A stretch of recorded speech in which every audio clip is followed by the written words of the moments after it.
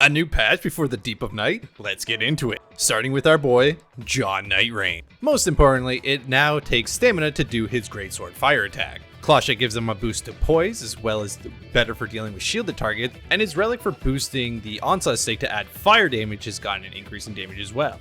All around, some good buffs for our boy.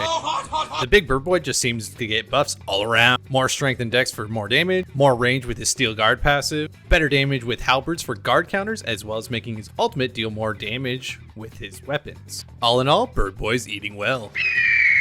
Nothing too crazy for the Iron Eye, just a slight increase on the duration of his extends duration of his weak point effect for his relics. Testing both with the relic for being 22 seconds and without 19 seconds.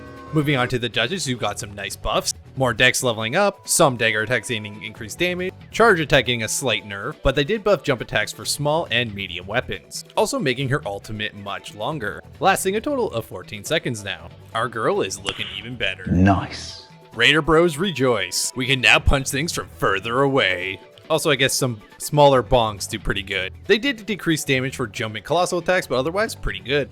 This is a good change for everyone who plays with a Revenant. More transparency with her spirit, and you can walk through Helen and Frederick. You will still get stuck on Sebastian's spine though. Definitely not the best buffs for her, but it helps everyone else out. Mommy Mage over here got some really great buffs, increasing the damage of her magic cocktail as well as decreasing the cast time for the cocktail, which hopefully more experienced players would notice because I didn't really seem to. And definitely a slight buff to a relic that increases her max health when performing her art. The buff will last the entirety of the duration of the art, with the added effect that the buff will linger until you get hit, as well as it does give additional health than it did before, improving her survivability and being the best mage ever. Wow. And lastly, for character changes, we have the Executor. Executor, whatever. Your Curse Blade will now actually deal real damage. I did have the relic that did increase the damage while decreasing your health. That being said though, it does pretty damn good damage. Solo playing becomes much easier without needing to switch back and forth between the weapons. The Curse Blade weapon skill also does quite noticeable damage too, as well as some attacks during his